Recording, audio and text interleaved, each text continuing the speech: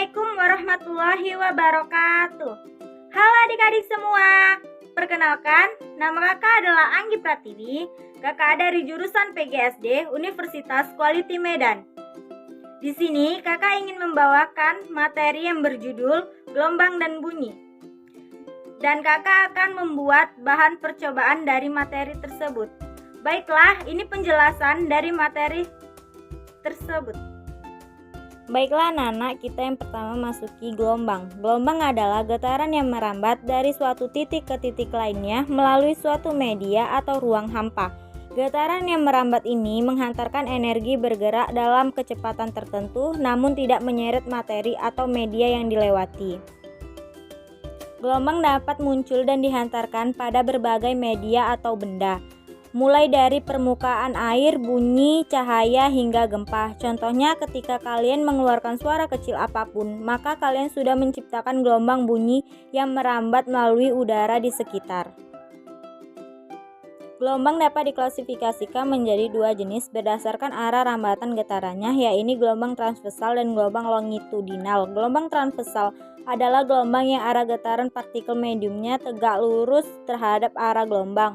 Gelombang longitudinal yaitu gelombang yang arah getar partikel mediumnya sejajar atau berpihak-pitan dengan arah rambatan. Selanjutnya kita masuk materi bunyi. Bunyi adalah energi yang muncul berupa getaran di udara berasal dari berbagai benda atau hal yang memiliki getaran frekuensi. Bunyi dapat berasal dari berbagai hal dan hampir semua makhluk hidup dapat menghasilkan bunyi. Jadi bunyi dapat didefinisikan sebagai energi gelombang yang berasal dari benda yang bergetar sebagai sumber bunyinya. Gelombang bunyi. Gelombang bunyi adalah bentuk gelombang mekanik yang dapat merambat lewat medium dan juga bisa berupa golongan longitudinal. Seperti yang sudah dijelaskan sebelumnya, bahwa bunyi merupakan salah satu energi, itulah sebabnya wajar saja jika bunyi juga memiliki gelombang sebagai unsur pembentukannya. Gelombang bunyi kemudian bisa kita amati, bisa merambat lewat alat musik, pita suara manusia, klakson motor, dan sebagainya. Baiklah anak-anak, di sini Ibu akan mengasih bahan percobaannya. Dan pertama kita akan membaca tujuan percobaannya terlebih dahulu. Tujuan percobaan mengetahui dampak perbedaan volume air pada suara yang dihasilkan pada setiap gelas. Kita memasuki alat dan bahannya, 3 buah gelas, 1 buah sendok, 1 teko yang isi air. Baiklah, akan kita buat percobaannya. Untuk gelas yang pertama, kita isi air penuh.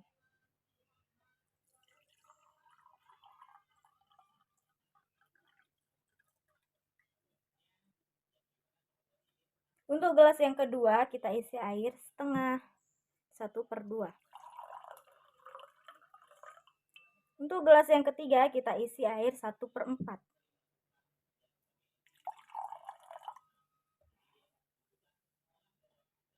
Nah, mari kita akan mencoba bunyinya.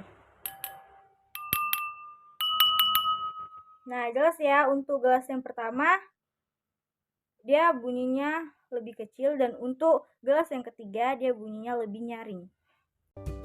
Kita mengetahui bahwa 3 gelas tersebut yang memiliki volume air yang berbeda memiliki suara tak sama. Gelas yang berisi 1/4 air, suaranya lebih menyaring daripada gelas yang berisi penuh dengan air. Kita memasuki kesimpulan. Semakin kecil volume air di dalam gelas, maka akan semakin besar frekuensi bunyi yang akan dihasilkan, begitu pula sebaliknya. Sehingga volume air berbanding lurus dengan frekuensi bunyi yang dihasilkan.